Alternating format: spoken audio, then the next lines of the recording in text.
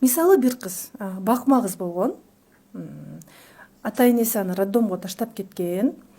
18 жашка чейин ошол баккан ата эненин мээримине бөлөнүп чоңойгон.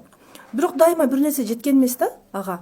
Магазинден бир нерсе көрсө аны алып бер, муну алып бер. Дайыма махабатты башка нерседен издеген.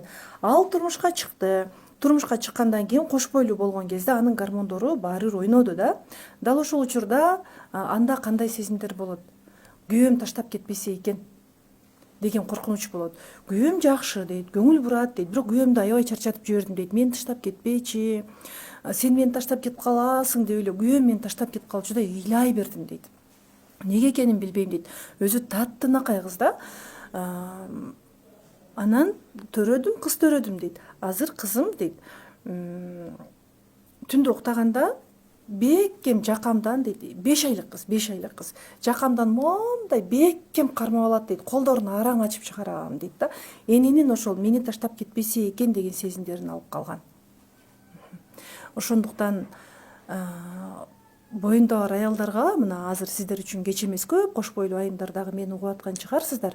Түйүлдүк кезде болушунча ошол сиз жаңы адам жаратып атканыңызды түшүнүп, абайлап ойлонуп, жүрөккө баардык депрессия, стрессти жутуп албай, жашоодо бар нерсеңиздеги, жашоодогу бар бактыңызды сезип өмүр сүрүңүз дегим келет.